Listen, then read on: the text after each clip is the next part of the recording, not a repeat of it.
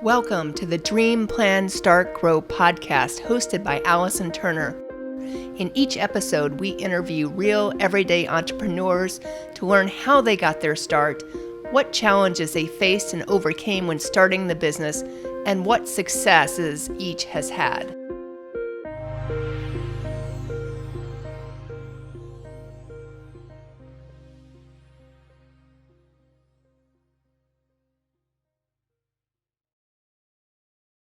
Welcome to the Dream, Plan, Start, Grow show. My name is Allison Turner. I am your host.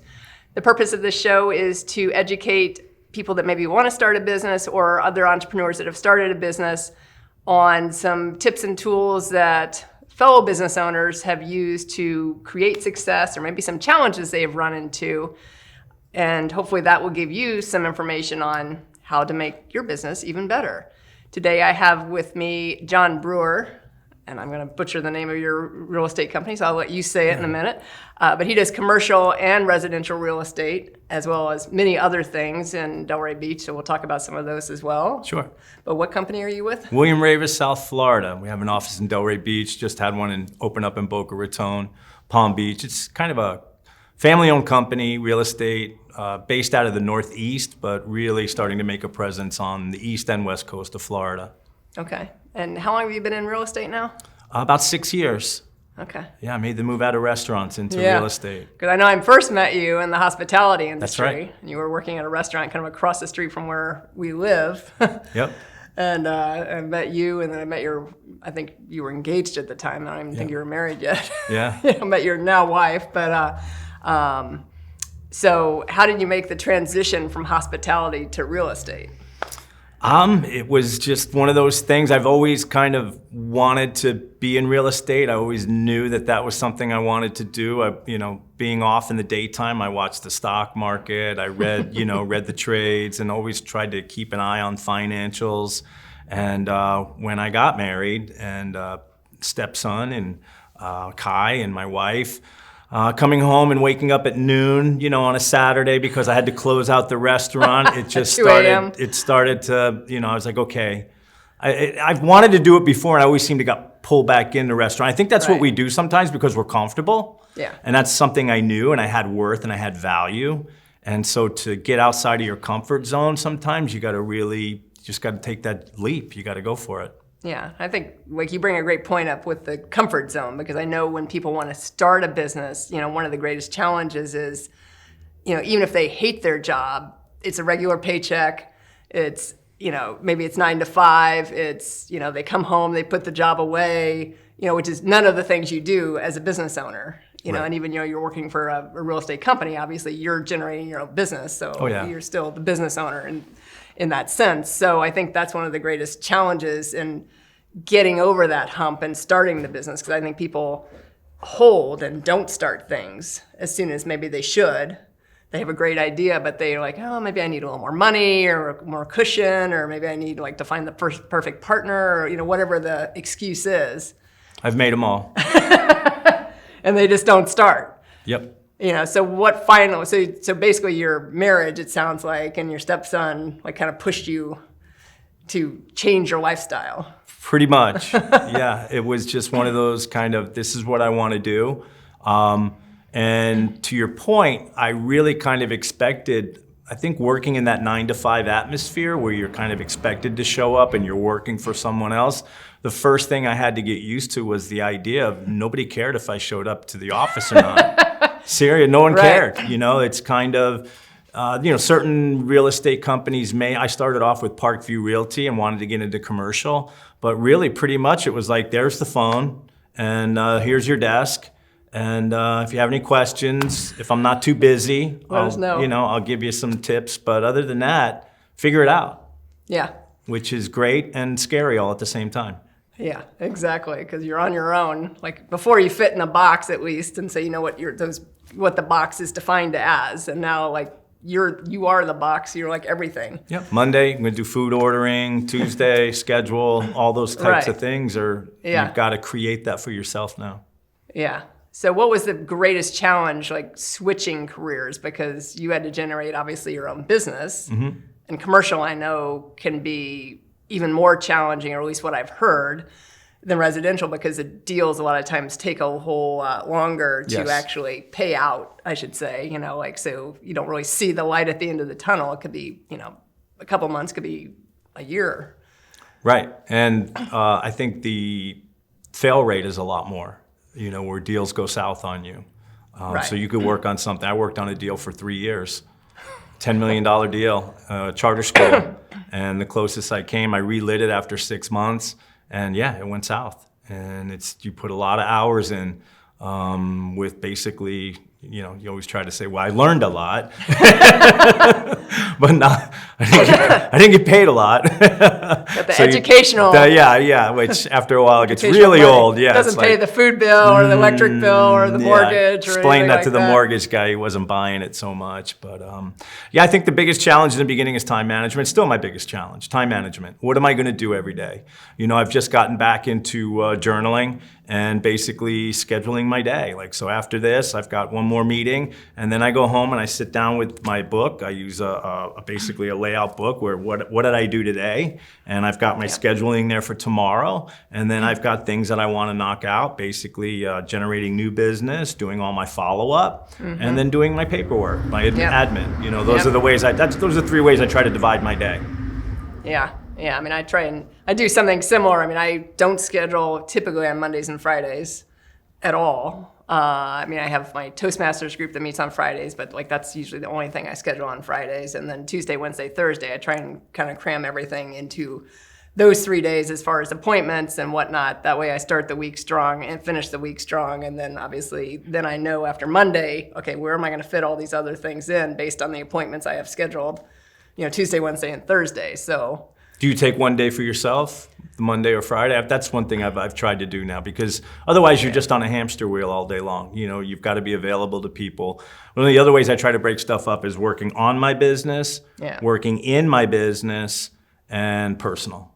And at least one day out of those 7, I like to have a total personal day. That was something that was recommended to me that I recommend very highly. Yeah.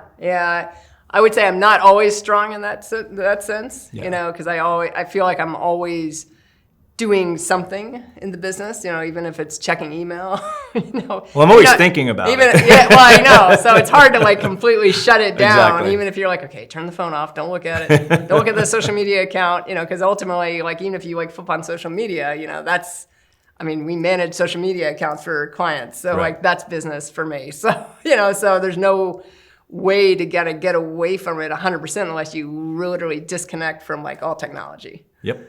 So I would say Sundays is the most I would disconnect typically, but nonetheless, I still sometimes connect with some mindless stuff. If I happen to be watching the Dolphins play football or something like that, I'm like, I could just design something really quickly. Good game last week. Yeah. So I agree with you. And I think scheduling and time management is so important, especially for new entrepreneurs that don't necessarily have that, they knew what they had to accomplish in a former job, and because they had whatever the task list was that the company gave them. But now all of a sudden a lot of times they're the accounting person, the website designer, the salesperson, the implementer of the service, whatever that service is, or the creator of the product, if it's a product thing, they do it all initially. And so now you have to balance how you're going to do that. Absolutely. And it's not easy, and it changes. Right. And every day is different. I've got a number of deals going on right now that are at different stages, but I spent this morning basically filling out listing agreements. And then, what I try to do is chunk out the day. Okay, let me spend an hour and a half on this. Right. Let me spend an hour on this. Yeah. That's the best way. But I'm at that stage right now. I think we were talking before we went on of, do I hire somebody? Do I not hire somebody? I'm getting to that point now where, and with small business entrepreneurship nowadays, with social media and all these other things that you really, really should be taking advantage of. Yeah. And I've, like this past 2 weeks, I've been kicking myself in the butt. I normally had the routine on Monday. Sunday, I'll usually go through and find articles. Through the papers, trades, and anything that's interesting. I try to clip it and then try to shoot a video on Monday. Well, I've gotten out of that because I'm doing deals. And, you know, so it's It's a constantly, good thing, but a bad thing. it's constant. Yeah, exactly. So you're constantly, it's like working an equalizer. You know, you could turn the bass up, and then the bass is, okay, now and you gotta try to find that balance, but every day, you gotta be fluid. You gotta be able to roll with it, and certain days you're gonna be intensive in one area, and then, you know, the next days or whatever, you gotta kind of make up for that. Yeah. Now, you mentioned video, and I know you do more video than some real estate professionals I've seen. And obviously, you're in commercial and residential. So how are you using video to kind of promote? I love video. I mean, I have a theater background before I got into real estate when I was in New York and living in LA. So I've done a lot of auditioning in the past. Okay. And so I always was pretty comfortable in front of the camera, but there's people out there that are just really doing some great stuff. And I think what we all try to do in the business is educational with a little bit of entertainment. Yeah. And the idea is to be your authentic self. You know, you just kind of want to come across as who you are. And so many times the referrals that I have, that I've received off of videos, it's because they felt like, you're a guy I could have a beer with. You know what I mean? You're somebody who's, you know, sometimes I meet real estate people, they seem so full of themselves, blah, blah, blah, whatever. You just seem down to earth. That seems to be the one thing I get all the time, which I'm honored to hear that. But I try to give a little information. What's going on with the market? What are we seeing locally right now? And then, of course, at the end is the sell. You know, give me a call if you have any more questions, if you want Call to action. Call to action, exactly. CTA, call to action at the end. And that's pretty much it. Yeah. Well, and I think it's important because, especially in your industry, there's so many of you guys out there. Now, probably less commercial, but especially in the residential side. Well, commercial seems to be the opportunity. Yeah. Because a lot, you know, and that's something I always try to look towards residential, because commercial, you see people doing social media now in commercial. A lot of the bigger guys are doing it now. Yeah. And when I started off in the business, I actually had a group that we would get together on social media, and a lot of the folks then were like, "Why are you wasting your time? Nobody does that. It's commercial. You know, it's not the way we do business." And now they're all doing it. So they all jumped on the bandwagon because they saw the success people were having. 100%. Yeah, and I think because I still get, you know, I meet realtors, you know, or I know realtors through the chamber, or wherever, what other networking things there are, and then they stick me on their email list. I'm like, oh no, not another real estate newsletter. And it's usually the same flipping newsletter. I could probably compare them if I really wanted to. I usually just delete them. So I apologize if any of you are watching this video, but I'm probably deleting it if it's like the market trends email that I get. I'm like, okay, I know you're getting this from someone, you know, a real estate marketing company, and you're just sticking in an email. So I think the way you're doing it, like at least because I've listened to some of your videos on the real estate, and even though I'm not looking to buy real estate necessarily, like it's interesting to me because now I understand like how things are either going up or down or whatever's happening in this area. It's interesting as opposed to like a generic market trends email. Then I'm like, okay, this really doesn't mean anything to me, and it, you know, it's not useful information to me. At least even if I'm not buying a house, like, and I hear you, and then I'm like, oh, well, that makes sense. And then, you know, I could always be a referral source for you too. I mean, I know I've tried to connect you with some commercial stuff before, but. And that's it. I just try to give somebody something that they can pull out at the cocktail party. You know, that's kind of the way I really do. I try to crystallize it down to one thing. Like lately, the month of September, if I had to summarize it, home sales were actually down 19%, but prices were up 25%. So that's pretty much the market in a nutshell right there. There's not as much inventory. There's not as many people that are looking here, but of course we're going into season now. But the people that were looking were willing to pay more for their properties. And that's it. You know, that's pretty much how do you summarize Delray Beach real estate in the month of September. Yeah. No, I mean, I know I've had two other realtors on for very specific reasons. So one was just residential real estate, but he started doing videos back in 2017. So local realtor, and last year he got like 90% of his business from YouTube. Wow. And I was like, holy crap, which I didn't even know until we were on camera. And I was like, really? Like, you know, but he did it the same way. You were talking about like in the commercial side now.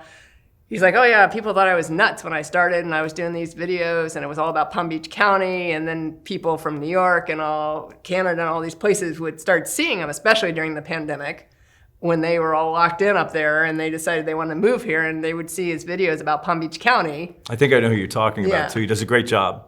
Yeah, I mean, and and obviously, even if his video have improved, I mean, he edits everything himself, so everything's improved. And I didn't realize the number was 90%. I was like, holy That's crap. crazy. I didn't know that either. No, he said like there's 90%. And I interviewed him specifically because I wanted to hear that, and I met him when he first got started in real estate. And the thing I find interesting about that is when he first started, there wasn't that traction. No. It's something you just have to put your head down and do. And I'm getting away from that. And you just got to do it. Yeah, is this interesting to me? And what he does that I really love is, why do I love Florida? Why do I love living here? And that's basically what comes through. And that's, those are some of the segments I like to do. Yeah. What's great about living in Delray Beach? What's great about living? Of course, I love restaurants. Yeah. I love going out to eat. I love the beach. I love the water. I just love the lifestyle. So it's very easy for me to think of a video to do. And you're always, as long as you're in the video, it's still promotional for yourself. So the other thing, you mentioned videos with restaurants, and I know I've seen you interview different restaurants and different restaurant owners on, kind of some of the challenges they've had kind of through the last couple of years, as well as even the new restaurants that maybe have come in and how they're getting started. So what is your goal there to just help them kind of launch or relaunch, depending on obviously who it is? I mean, what's your goal with that? Yeah, a little bit of both. As you know, Supper Club was something that came out of the pandemic, which that was just a passion project that kind of took off at a time when everybody needed it. And it's amazing the legs it still has. Right. And being in commercial and having been in the restaurant business for almost 40 years, nightclubs, bars, restaurants. I've done everything from bus tables to general manager of a major nightclub at the Palms. It's just it became my niche. And Supper Club just kind of really kicked that into overdrive and gave me the opportunity to just meet people. And so when I do that, it's kind of educational. So it's a different way to kind of go about restaurant brokerage. It's kind of educational. A lot of these small business people, restaurants especially, they need to be on property. They get stuck in their silos. It's such a demanding job, and I have so much respect for people that are in the restaurant business, because without them, what would we do on the weekends, or what would we do, what would we eat every day, if you're not culinarily inclined. It's just great to have people that focus their lives on it. Right. But there's challenges. There's challenges, and especially nowadays with social media and with the supply chain issues that have come out of here, and just people understanding, what goes into a good restaurant. It's that's kind of what I try to do. I'm a champion of the restaurant person, especially the small business restaurant person. I try to really get people to appreciate who these people are and how hard they work. So that we can have fun on our weekends and our days off, or when we're off of work and we just want to have a good meal and go out. And I've met some great people. Met some wonderful, wonderful people from dishwashers to chefs to servers to bartenders to management. There's just some incredible people out there that are in the restaurant business. Mm-hmm. Yeah, and I mean, I think especially in the last obviously 2 years or 2.5 years, like they got hit particularly hard. Yeah. Probably in the first year of that, especially, with when COVID hit and everything shut down, and they shut down, and a lot of them didn't survive, unfortunately. But I know when you started the Socially Distanced Supper Club, obviously a lot of went into that. You and was Ian Peterson? Ian Patterson. Patterson's. Yeah, and some other great, Janet Papadimitriou, just some really cool volunteers came out of the woodwork. Mm-hmm. Such a weird time looking back on it, how we were isolated and all the stuff that was going on. I remember riding my bike down the beach and just, pylons up on the parking spots. It's just, it's really, we all kind of went through a traumatic event together. Right. And the restaurants especially, they went from busy to zero. And none of these people a lot of these folks that we worked with had no social media presence. No. They didn't have to-go. They didn't have curbside. And it became just a kind of a combination of, hey guys, get in there, we can do this. And then we just kind of ran out there and just started, okay, well, if I do a Facebook Live, these things get traction. Yep. And kind of playing with the algorithm and doing videos. And that we were kind of figuring out as we went along, but the the amazing thing was the response we got from the community. It was just awesome. Everybody wanted to help these restaurants. Right. That was a big story with the media at that time, was all these restaurants that you can't seat, and then it became half capacity. Everybody had to be spread out. So it had legs. It stayed for a while, and I just kind of kept riding along with that, and still am. Still kind of riding along with that. Now I've become like a restaurant guy, so I love going out to eat. I love talking about when I go out to eat. I never say anything negative. I've got something bad to say, I don't say it. Right. And I love meeting the people that are in the restaurant business, and it dovetails into what I'm doing in my business. Right. And that's what I play up. I try to play up the idea of, I'm not only here to do restaurant deals, I care about the people that are in the restaurant business. Well, and I think that's what it's all about. Yeah, and I think that's an important message, because I think when you give back to the community, however that is for you, that also helps you in business. I mean, you see some people that are always giving back, and you see them out front and center a lot, and then that business comes back to them somehow. Yep. May not be that particular entity that they're giving back to, and maybe someone completely different, but that's how they recognize them. I'm like, oh, they're like a great person because they're giving back, and now we're looking for a commercial realtor, and they think of you. And I think that goes kind of with the video. You can't look for the instant ROI. No. It's something you really can't measure. It's a long term. Right. It's just something you do because, I do Miracle League, and we got Taste of Recovery coming up. And these are things that just naturally I want to help with.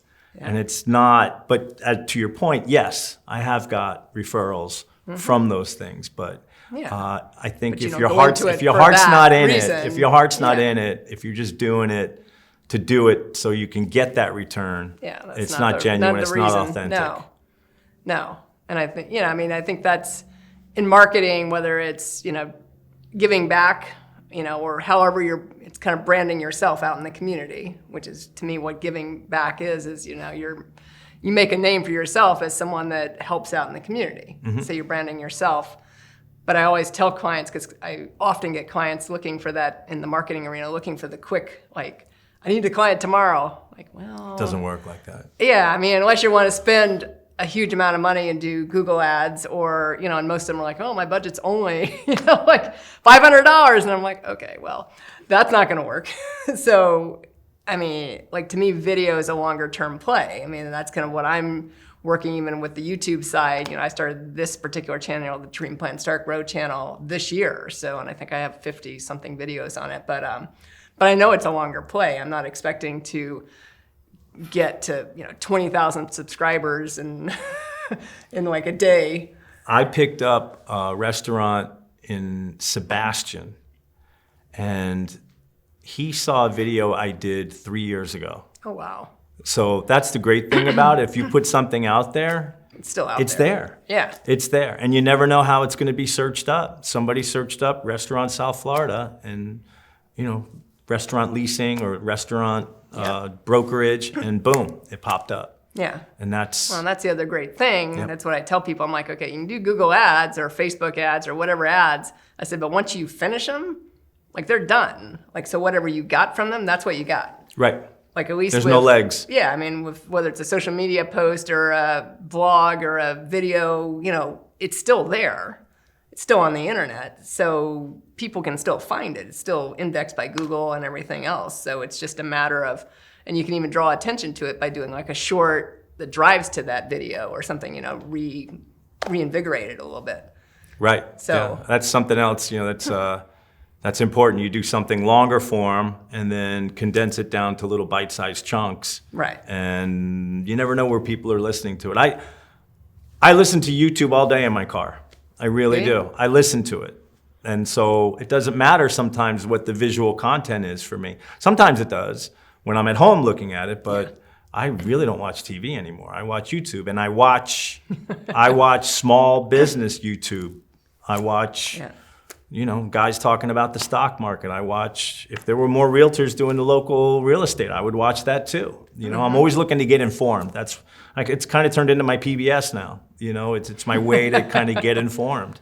I think it's incredible. I think it's a credible thing, and I think it's really kind of given the small guy an opportunity to compete with the bigger guy. But like we're saying, it's not It doesn't happen like that. No. You've got It to has do to be it. You've got to be consistent. passionate about it. You've got to be consistent about Yeah. it. And I think if you have money, production value does matter, especially now that it's kind of gotten crowded. The field is getting crowded. Yeah. But you just got to keep doing it. The main thing is the consistency Right. and getting the content out there and Yeah. thinking about, well, if I was out there watching, what would I want to see that's related to what you do?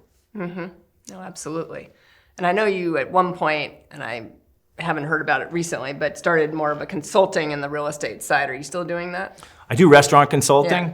I haven't been able to do as much of that. I had a couple of offers that I had to turn down because it's pretty time intensive. Yeah. You know, you're going in, you're looking at inventories with restaurants, going through labor, going through rents. So you were doing top the to bottom. consulting from kind of the start to the finish of like how to make the business more profitable and efficient and I get a lot of people that call me up maybe that aren't quite ready, and I have no problem talking to people that are chefs, maybe with a dream. yeah. Food truck people that have a dream. I love food truck people. They're the most Yeah. passionate, and I would say 80% of people that have a food truck want to have a brick and mortar restaurant someday. And I remember having a discussion with a food truck guy recently, and I did a short video. I got great response to it where I talked about your rent and how you want your rent to be about 6% of whatever you're making in revenue. That's You can start off at 10, but you really want to get that down to 6. So if your rent's $2,000, do the math.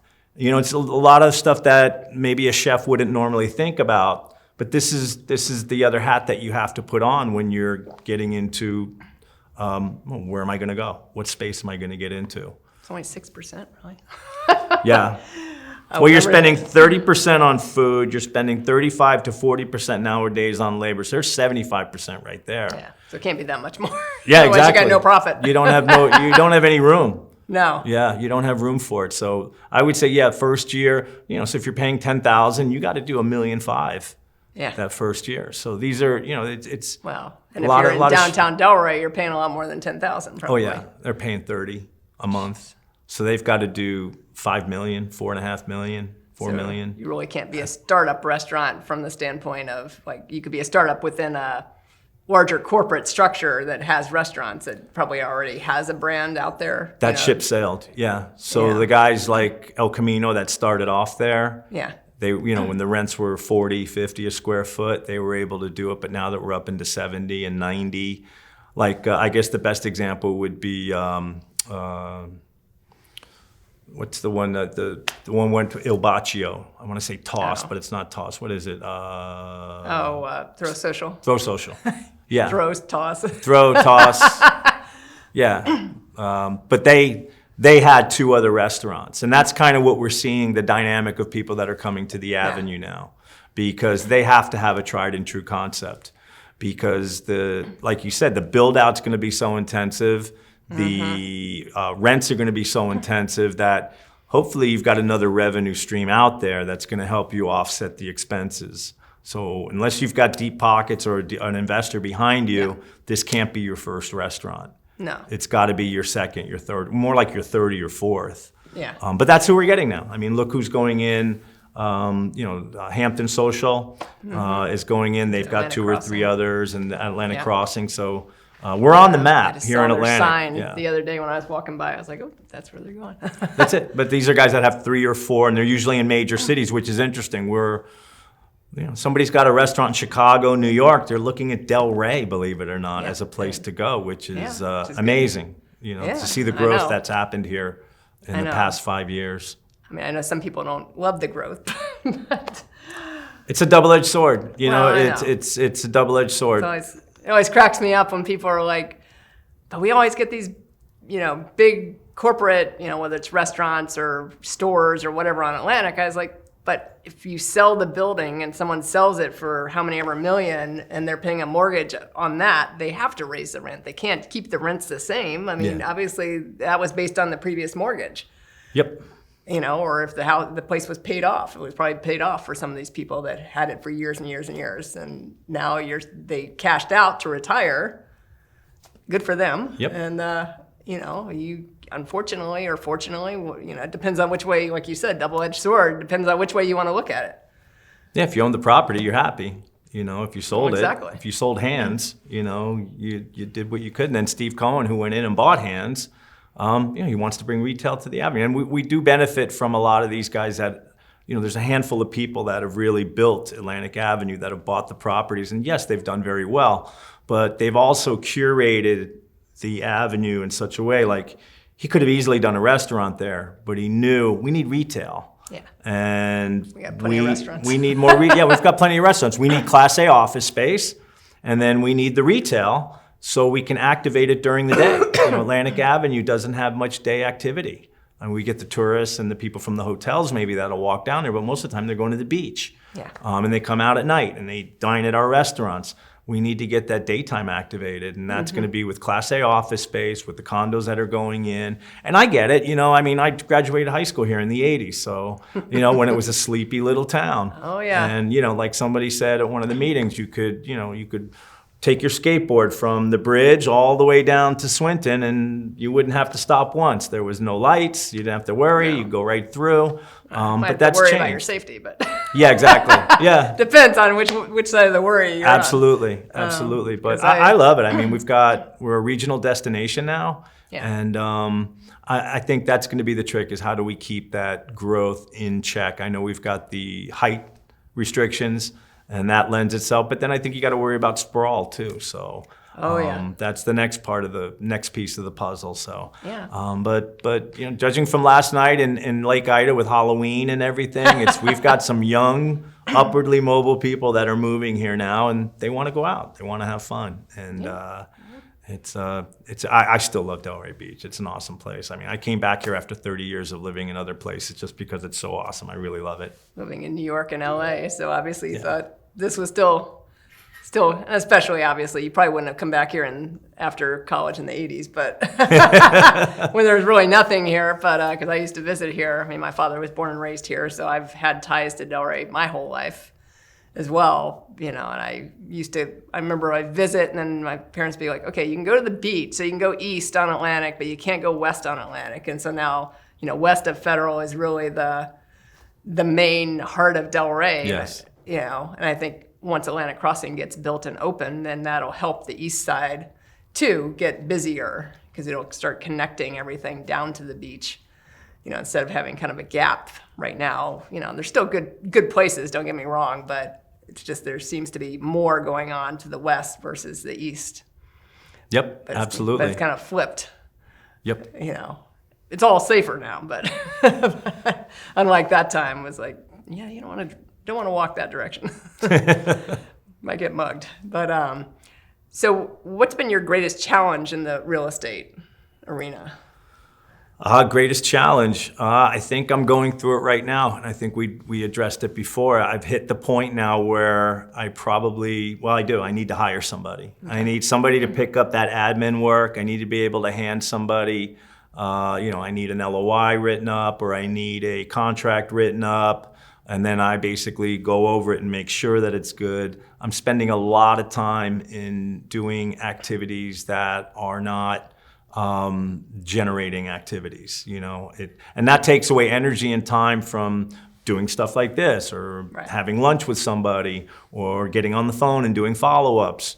Yeah. That's where I'm at right now. I don't want to say minutia because it's all important stuff, but I got to get away from pushing the paper, and somebody who could help me create social media. Mm-hmm. I think that's the assistant, the role of the assistant has changed, I think, in the past 3 to 5 years with the advent with everything with social media. Somebody who comes on as an assistant used to just be, do my paperwork. Well, now there's a lot more to be involved. Post on my social media. Let's have a meeting at the beginning of the month to describe. Okay, even the year. I know people that basically will map out their social media for the year, depending on, okay, so we're going into season, what message do we want? We want a coherent message with everything, and I can get better at that. Like, a lot of times I'm very spontaneous, so if I have an idea, it's like, boom, let's go. I want to put a little more thought behind it, so it's like, great, okay, this would be a good month to work on whatever it may be. Yeah. You know. You can still add the spontaneity too, but, but not just rely on that. Well, you follow guys like Gary Vee, and he's like, you should be posting 10, 15 times a day. I know. And I remember I'm like, yeah. it's hard enough for me to like get it done with the, and I do social media, but, doing your own stuff, you're like, okay, get a map out time. I mean, I follow, I don't know if you know, he's real estate too, but he's Canada, Justin Conoco. No. Look at some of his stuff. He's interesting because he has his own brokerage up in Canada. And he does pretty much any kind of real estate. And I can't remember what part of Canada.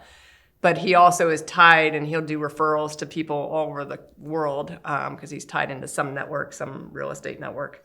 And but he does a lot on YouTube. So I didn't meet him, but I learned about him on Clubhouse, and he's one of the speakers in one club I listen to. And so he'll actually do YouTube lives during it, and like you go off Clubhouse and watch him, or you can listen to it on Clubhouse.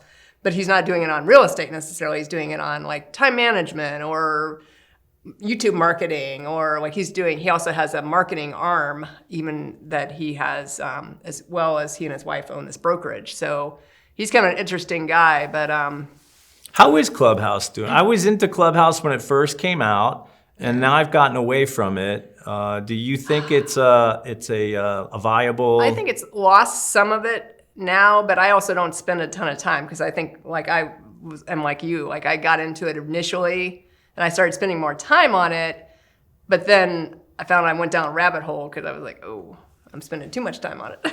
So now when I walk in the mornings, there's one specific club room that I go into, and so I go there. And that's pretty much what I tried to do and I'll probably bring it back at some point, but I got to figure out a better time. I tried to do like kind of a dream, plan, start, grow, open mastermind room on there, but I was doing it on Thursdays at like 1 or 2. And so I got to figure out a better time for that. And I don't have a ton of followers. I have like 700 or something like that. So, because I don't spend so much time on there now. So I think it's lost some of it. The people I know that are on it a whole lot more, but then the people that have been there from the beginning that have really built it, like they've done really well with it. So I think it just depends. It's like every other social media platform. As long as you're consistent with it, right, then you get the benefit. I don't know for your industry, since you're more regional down here, you would have to figure out how to pull people from this area. But I know Justin Conoco, because he can refer, I guess that's why he's on there. And he also likes to give back. So we talked about giving back earlier. So that's why he does some of what he does, even though they're not necessarily in his area up in Canada. Right. But yeah, I mean, so it's interesting because he talks a lot about, like, he does a lot of YouTube stuff. And my whole point of this was, I went down a different rabbit hole, sorry, was he talks about, he films like 30 or 40 shorts in one day, one afternoon. And I'm like, yeah. I reached out to him and I'm like, how do you actually do that? Because I was like, doesn't take planning. He's like, I have like 2 or 3 changes of outfits, and I have a video person that films it, and they're all things he uses on his TikTok, his YouTube Shorts, and his Instagram Reels. And he's like, I just film them all at once for the week. Yeah. And he does it every week. He's like, I schedule it Thursdays, like a block of time, and I'm like, okay. I gotta start doing that again. Yeah. It really is. Once I always notice results, whether it's picking up 5 or 6 YouTube subscribers.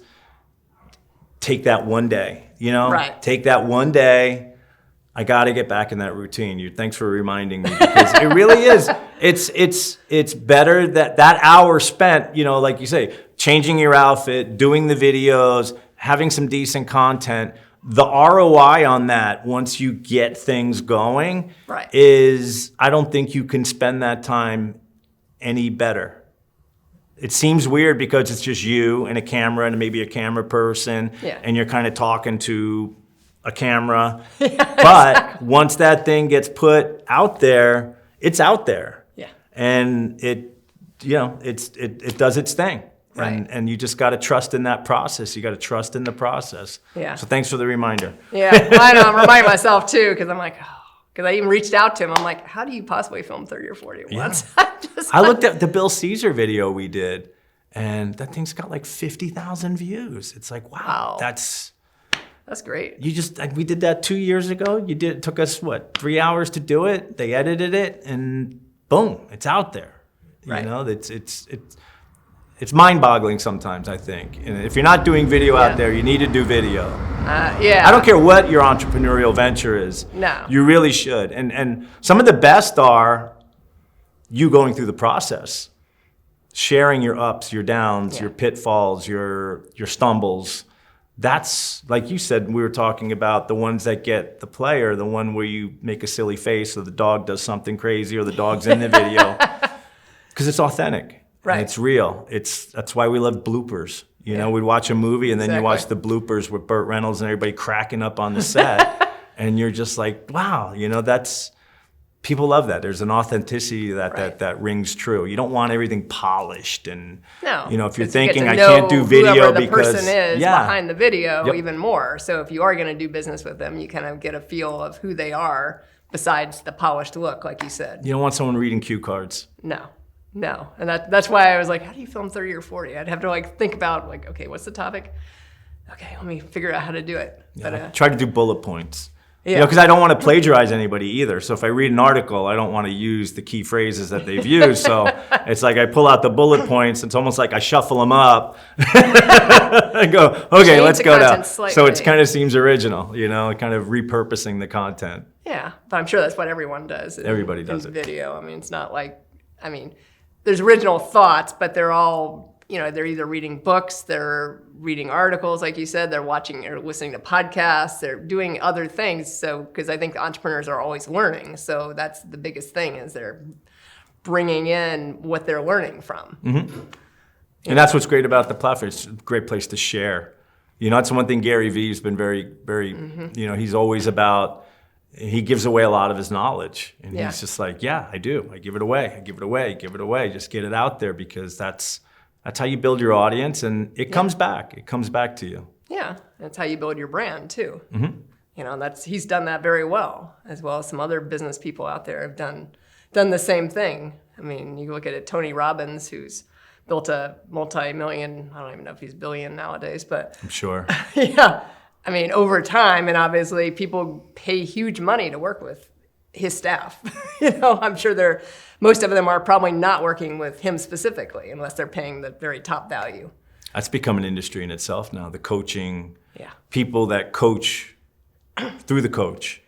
Yep. You're not getting the coach. You're not getting Tony Robbins. You're getting a Tony Robbins trained coach. Disciple almost. Yeah, coach. Yep. Which is it's coaching's like John turned Maxwell's into got it, you know, like they all have. And that's what you're doing, right? What's up is you get me. Yeah. I don't have any coaches unless you want to be my first. We'll talk. Yeah. No, but yeah, I mean, that's one of the challenges I see in the industry. I mean, but obviously if you're going to scale that business, you know, you either do group stuff and then they still get you, but it's just in a group setting, or you can only do so many one-on-ones. Obviously, there's only so many hours in the week. So you can I notice one of the other business models I see is basically doing a pre-taped kind of a module program. So somebody signs up and they get the modules. And each one of these modules at the end, maybe you take a test or you do some way to authenticate the fact that you accomplished the modules. And then within those modules, you get a coaching session, or you'll get a group coaching session where everybody who's taking this particular thing gets together. I'm noticing that's become like a kind of a template within the I've seen that coaching. too. I've seen that. Yeah. Yeah, I know the one coaching program that I used to be in, it was a year-long program, and he did something, so he is the face again, just like we were talking about, but then you worked with a different coach one-on-one, but then he would still do group coaching sessions with the people in this specific program. So most of us would come in at the same time frame, and so you'd go through this whole year. So you were in the Facebook group together, and then he would do like a monthly group coaching session, and you could ask him kind of anything, and then we'd have like also retreats that you would go to, fly to wherever it was, you know, like 3 or 4 a year. So you would also get to interact with him there. So he was always present there, but he wasn't doing the one-on-one coaching unless you were in his like really high-end program, which would cost a whole lot more. Right, and I think it's the course of any business, scaling. Yeah. You know, how do you scale? And that's one of the ways they've thought on how to scale the coaching process. Right. You know, at first he was probably coaching people one-on-one. Yep. And then once he hit a certain number, he's like, okay, well, how can I grow this now? I can't do an hour with 40 people. No. I can't do that. So what I can do is a group session with 40 people and then hire people to do one-on-one. And you know what? Instead of teaching this class once a week, I can tape it, put it down on videotape, increase the production value, and then sell that as like a package. Yep, exactly. Which is exactly pretty much, he did that with all his modules too, and he would update them like as things changed or whatever, and then, but then you had the one-on-one person, and then you had the group things with him, so you kind of got that whole package there. But yeah, I mean, it's just like anything. If you're going to scale it, you have to bring yourself out of it a little bit, and well, it's the same thing in real estate. Team. You know, that's I'm getting to that point now where I need somebody else. Eventually, I want to bring on another broker. Eventually, I want to bring on a couple more agents. Yep. And that's how do you keep the integrity of the brand as you grow? Yeah. I think that's very important. Some people scale too quickly, and lose the culture. And yes. Yeah, and I mean, as long as you're clear on the culture, and then you can talk to your team about what that culture is, then, you know, and display it and how you walk, talk, and do everything you do, I think then it becomes easier, you know, especially like you said, if you grow a little bit at a time. I mean, I know I interviewed Allie Kaufman, and she was talking about culture of Space of Mind and how she's, you know, built from very little to where it is now, but built that culture. And I know your wife works for her, so works there, so she's probably experienced some of that culture. But yes, you know, but that was an interesting story. But you have to define it. You know, you really do. As you know, even though maybe you don't know in the beginning what it is, but there comes a point where you have to sit down and really go, what is the culture? Like with me, my whole thing has always been about bringing hospitality service to the real estate industry. So what is it that makes hospitality hospitality? I've always been taught it's about anticipating people's needs and going above and beyond. So that's something I always try to do, and nothing frustrates me more, which is kind of where I'm at when I don't return a call on time. You know what I mean? Or I drop something, and that's when I'm like, I got to get somebody else on board. You know, that's kind of where I'm at now in the challenges going forward, because like you said, if you can't deliver on your culture, that's a problem. Now, you know, but you have to define it. You know, you have to really define it and understand it for yourself so you can articulate it to the people that come on board. Yeah, no, absolutely. So as we start to wind down today, if you were going to give one tip to someone that wanted to start a business, any type of business, that maybe you've learned in your entrepreneurial journey along the way, either something you knew as you started, or something maybe you've learned as you've gone and that helped kind of accelerate what you're doing, what might that be? I would say don't overwhelm yourself. There's really 2 or 3 key things. You know, I always go to sports analogies. You know, if you're playing golf and you're thinking about my hip turn, my shoulder turn, my hands, you're never going to hit the ball. Yeah, exactly. If there's one thing though, if I'm thinking, you know, get the shoulder under my chin, and that's really it, then that's something you can hold. Right. You know, with real estate, and probably with most businesses, there's creating new business, there's keeping the business you have, and then there's the paperwork. Yeah. And that's really all there is. And then it always comes down to working on your business, which is very important. Yeah. So you get caught up working in your business. Oh, yeah. And then I think it's very important that you find a way to take personal time a little bit every day. With me, it's the gym, it's the walking in the morning. I love my morning walks. You know, sometimes I listen to CNBC, sometimes I listen to something inspirational, and I've started meditating in the past 2 months, and that's made a difference. Just 15 minutes of sitting still. I find that I don't react in pressure situations the way sometimes I used to react in the past. So that's great. I think it's important that you work on yourself. But yeah, breaking things down to simplicity. Okay, what am I doing right now? Am I working on my business? Am I working in my business? You know, where do I need to work? You know, am I creating business? Am I trying to keep business? Yeah. Those are the things. And when you're doing social media, it's a little bit of both. You know? Absolutely. And if anyone wanted to reach out to you, what's the best way to reach you? Is it social media, website? Yeah.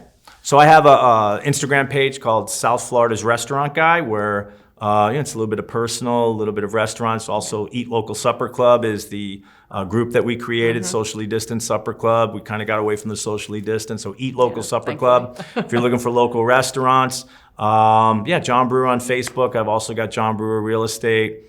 I'm easy to find. 561-573-7333, text, call. I love talking about real estate. I love talking about restaurant. I love talking about life. It's a great place living here in Delray Beach, and I appreciate you having me on. Yeah, no, thank you for joining us today. And thank you, everyone, for joining on the Dream Plan Start Grow show. Again, my name is Allison Turner. And if you have any questions for me, please go to dreamplanstartgrow.com. I do offer a 30-minute complimentary consultation. So if you're thinking about starting a business or in a business, please go there, sign up for the 30-minute complimentary consultation, and we can talk about kind of where your next steps are and hopefully get you on the right path. Thank you, and I'll see you again next week. Thanks for tuning in to the Dream Plan Start Grow podcast with Allison Turner. If you like what you heard, make sure to subscribe and leave a review. Join the Dream Plan Start Grow community by following us on Facebook or Instagram @Dream Plan Start Grow. See you in the next episode.